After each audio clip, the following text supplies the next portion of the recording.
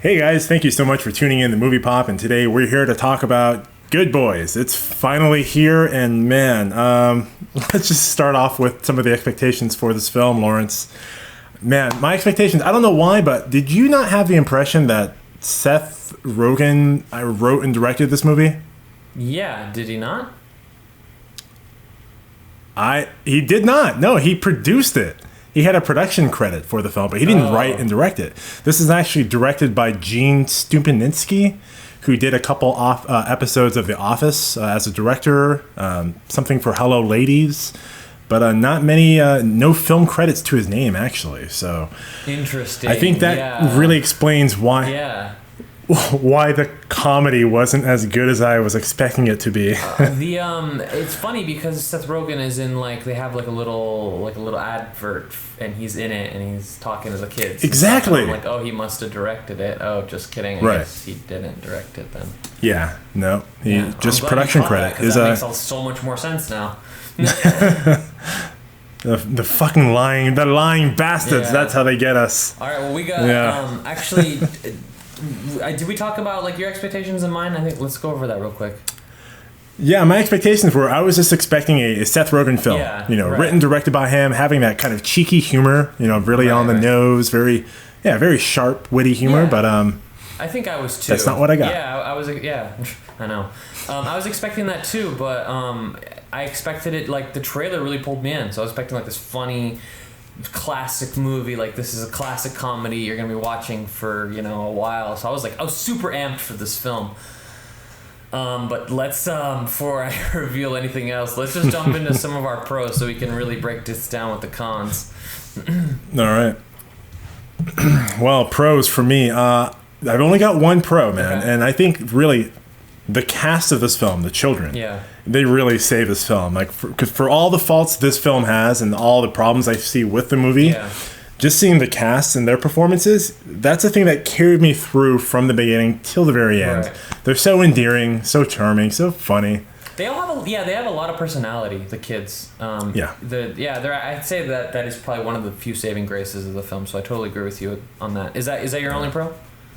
That's it. So I actually wrote that there's unique. I think the whole idea with the children is a really unique plot line, which is kind of why I liked it. Because there's really never been a film that's it's pretty much for adults, but it's it's kids, but it's designed for obviously adults to watch. So I thought that was really unique. I liked that. That was a really cool element. That's one of the things that pulled me in.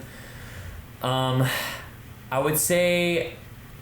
And I'll have to come back to this because I thought it was funny, but not for the right reasons. I thought it was funny, and I'll come back to this more later. Like I said, I thought it was funny, but it's really just the scenes in the trailer that are funny. I feel like the movie as a whole, you already saw the good parts in the trailer. So yeah. And with that, let's just go on in. Let's jump right into cons because I got a lot to say about that. Okay, for me, cons. I think this film. It wasn't funny beyond this whole presentation of shock value. Let's see these crazy situations we can put these preteens into and have them do these very nasty things or nasty toilet humor, really push that to the limit. Yeah. And they just kept trying to milk that whole kind of concept over and over and over again. And I felt like it definitely overextended its welcome. Mm-hmm. It wasn't funny to me. It's all right, I get it. You want them to encounter raunchy things. You want them to encounter very sexualized adult themes and not having any idea about what those things are. But it gets old after the 10th time, and they go well beyond the 10th time. Did you like the trailer though? Did you think the trailer was funny? Because I enjoyed the trailer, and I don't know if it was enjoyable enough, but I did have some reservations because I was concerned about that specifically. Yeah. If it would just be all shock value toilet humor kind of thing. Right. Yeah. Okay. Yeah. My other con would have to deal with kind of the editing of this movie. Yeah. And I think it makes sense now that I mentioned that the director for this film has no film production credits or no film directorial credits to his name. Yeah. Gene Stupinitsky directed a couple of episodes of The Office and of Hello Ladies. Mm-hmm. So my last con was the editing of this movie. It felt like I felt like I was watching a TV show, basically. Yeah. You know, it was like, let's see one scene lead into the next scene, into the next scene. It had this amateur. weird, just kind of like, Yeah. very amateurish, basic, you know, just cutting to the next scene. Yeah. It didn't really have a cool narrative flow to it. Yeah, definitely something felt a little off when I was watching it. Right? Yeah. So I put I thought, like, other than the main characters, because I thought, like I said, they were very unique, pretty entertaining. I thought the characters outside of the main characters were all pretty basic, run-by-the-mill characters. I didn't like that a lot of them didn't have as much personality as the main characters. Honestly, any scenes that don't have, like, the main characters at the forefront it was not very enjoyable. I feel like the kids really carried the movie forward. Without them, it's like... There was only one scene in the movie, though, and one character in specific that I want to mention. It was Stephen Merchant, the guy who was playing the quote-unquote pedophile. Oh, yeah. That was a good scene. Yeah. Definitely. That was the only scene that made me laugh. And the only character I thought, like you said, outside of the three main characters, that was noteworthy. Yeah, I actually forgot about that scene. That scene's really good because it's so short. It's a really short scene. And then, and the part, like, on the freeway, that was great. Yeah, that was great. Yeah, that was pretty good. I really don't like that the trailer was so good and it really pulled me into this film, and it ends up that the movie is the only good parts of the movie are from the trailer. And not only that, but it looks like the trailer actually has longer and better scenes than the final film does, which doesn't make any sense to me. That makes absolutely no sense. So there's parts... You get more for your money by not watching the movie. There are literally parts in this film that in the trailer you watch and they say things that are just not in the movie. And it's crazy because some of them are actually really funny and I'm like, why would you cut that?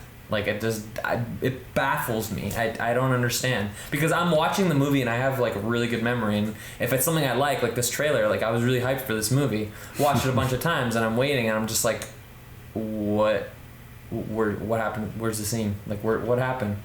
It just... Right. They just cut from scene to scene and they just leave parts out. I'm just like, why? Like, what the... It's just so disappointing. Yeah. I was really...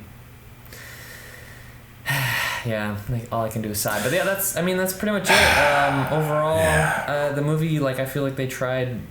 I don't even know if the try is the right word. I feel like they had something potentially good, and they kind of stumbled and messed up in parts when they probably could have, given. They had just put in the extra effort to get these scenes like finished. I don't know why this stuff was edited out, but if they just had all the stuff in there. And maybe add in some new scenes that are funny that we hadn't seen before. Because I swear, the entire trailer is the only good parts of the movie. Like, I hate when films do this. So it's just I gotta keep bringing it up. Really, I hate it. But that's basically what you get. So I guess you could probably say, Lawrence, that this movie is not super bad. It's not super good either. Didn't they mention something about Superbad? Like, it's like the same. I thought they did. Director, or something. But I mean, I think Seth Rogen directed Superbad. Yeah, he directed it, or he had some like writing credit. Yeah. Something, he had a lot more involvement in Superbad than he did in this movie. Superbad was a lot less bad than this movie. Yeah. Superbad was memorable. This movie is not that memorable, and I wanted it to be, which is what makes me so sad. No. It's unfortunate. Yeah. Okay, let's give our final scores then on this bad boy. All right. Well, hey, I totally forgot to mention the Rotten Tomatoes score. It's holding a 79% critic score on Rotten Tomatoes, followed by a surprising 88% audience score. You freaking yokels out there! Yeah, who the hell likes this movie that much? Both I would think critics would butcher this film at least. Me too. I mean, user score. I don't even 80. I mean, Let's just give our scores, okay? And then we'll just throw it out there. What's your score on this? 2.5 bags of popcorn. I think that's fair. I feel like this movie could have been a 3.5 or 4 had they put in new scenes, had they kept it true to the trailer. They skimp on everything that really matters, at least to me in a comedy film that's supposed to be unique like this. So I have to stick with DJ. I think a 2.5 is fair. They falter in parts that just you shouldn't falter on. So it doesn't make any sense to me. I would like this movie to be a lot better, but hey, it's the world we live in. What can you do?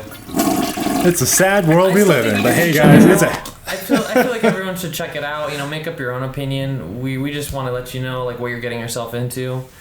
But yeah, the trailer's got all the good scenes, and check it out. Let us know what you think. You know. It's a sad world we live in, but hey, it's a happier world we live in. If you follow us on social media to watch more awesome movie reviews, trailer reactions, you can find us on social media with all the links right down below.